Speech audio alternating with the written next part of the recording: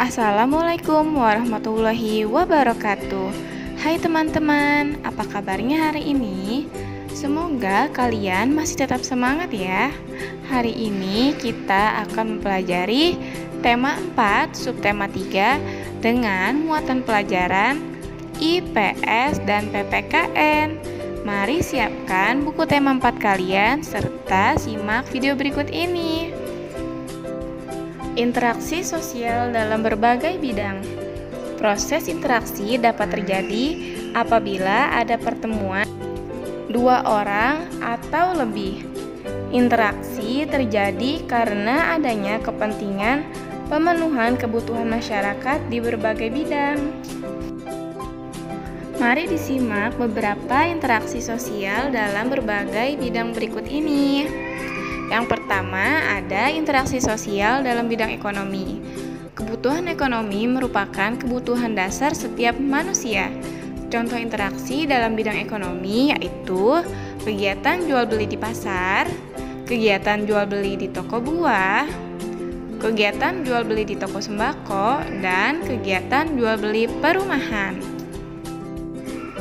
2. Interaksi sosial dalam bidang politik.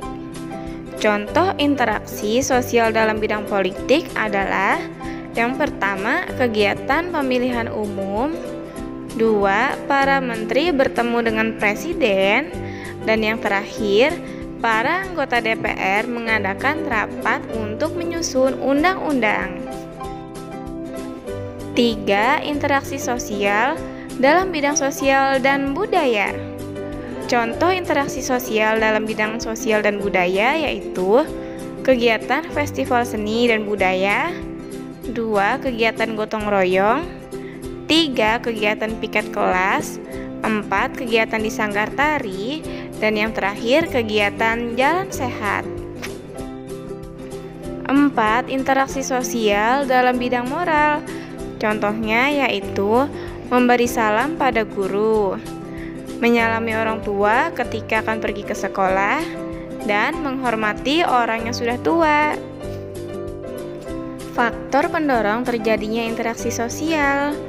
Yang pertama, faktor pendorong interaksi dalam bidang sosial budaya adalah kita harus dapat beradaptasi dengan lingkungan agar keberadaan kita dapat diterima.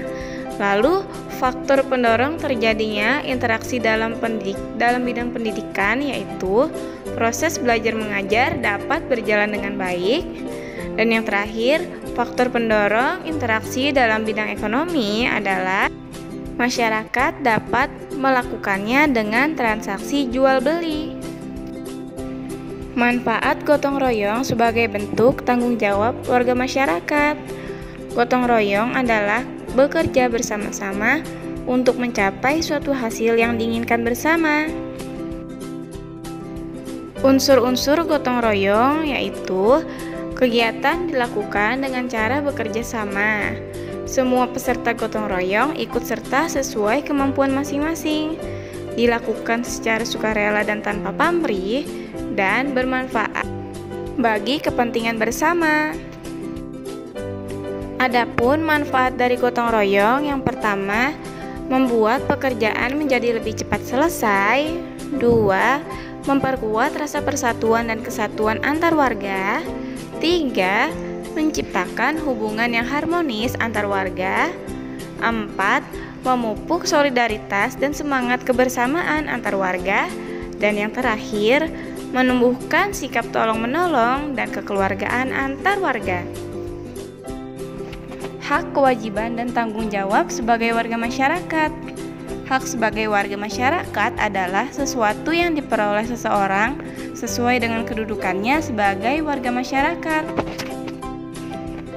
Contoh hak sebagai warga masyarakat. Yang pertama yaitu menikmati lingkungan yang bersih dan sehat. 2. Mendapat jaminan keamanan.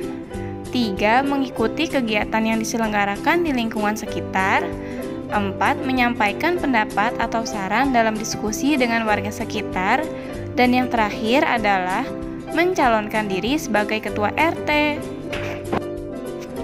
Kewajiban sebagai warga masyarakat adalah hal yang harus dilakukan dengan penuh rasa tanggung jawab berkaitan dengan kedudukan dan perannya di masyarakat. Contoh kewajiban sebagai warga masyarakat adalah menjaga ketertiban dan keamanan lingkungan, 2.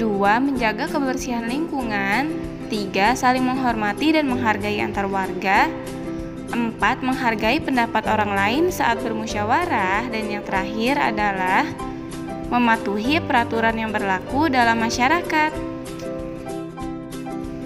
Tanggung jawab sebagai warga masyarakat adalah kesadaran seseorang akan tugas dan kewajibannya sebagai warga masyarakat. Contoh tanggung jawab sebagai warga masyarakat. Yang pertama, mengikuti pemilihan ketua RT, 2. Menghargai hasil diskusi, 3. Membuang sampah di tempat sampah, 4. Mengikuti kerja bakti membersihkan lingkungan, dan yang terakhir adalah melaksanakan ronda malam. Akibat tidak melaksanakan hak, kewajiban, dan tanggung jawab sebagai warga masyarakat, yaitu munculnya kesenjangan di masyarakat, lingkungan menjadi tidak aman, lingkungan menjadi tidak sehat, dan terjadi bencana akibat ulah manusia. Akibat tidak adanya penerapan tanggung jawab dalam masyarakat, setiap warga masyarakat memiliki tanggung jawab sesuai dengan peran dan kedudukannya. Jika tanggung jawab tersebut tidak dilaksanakan, maka dapat timbul masalah. Berikut ini adalah akibat tidak dilaksanakannya tanggung jawab dalam masyarakat. Yang pertama yaitu, jika warga tidak menjaga ketenangan, maka lingkungan menjadi tidak damai, sehingga warga tidak nyaman tinggal di lingkungan tersebut. Jika warga tidak melaksanakan tanggung jawab dalam kegiatan siskamling atau ronda malam, maka lingkungan menjadi tidak aman.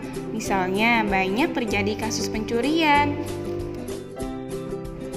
3. Jika warga tidak melaksanakan tanggung jawab dalam kegiatan kerja bakti membersihkan lingkungan, maka lingkungan menjadi kotor dan tidak sehat, sehingga warga dapat terjangkit berbagai penyakit, misalnya demam berdarah. Jika warga membakar sampah yang masih basah, maka akan timbul asap kotor yang mencemari udara. Asap tersebut membuat kualitas udara menjadi berkurang dan mengganggu kenyamanan warga. Jika warga tidak bertanggung jawab dalam mengelola sampah dan membuang sampah di sungai, maka sungai menjadi dangkal dan terjadi banjir. Banjir dapat merusak lingkungan, menimbulkan berbagai penyakit, dan merugikan masyarakat. Dan yang terakhir yaitu, jika warga membuang sampah sembarangan, maka lingkungan menjadi kotor. Lingkungan yang kotor bisa menjadi sumber penyakit.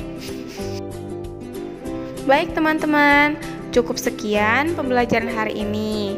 Dan untuk mengetahui pemahaman kalian, maka kerjakan halaman 144 bagian ayo menulis, halaman 119 ayo mengamati, dan halaman 129 ayo mengamati.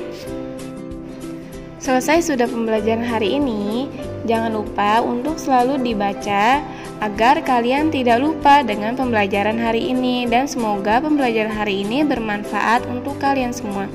Tetap semangat. Terima kasih. Wassalamualaikum warahmatullahi wabarakatuh.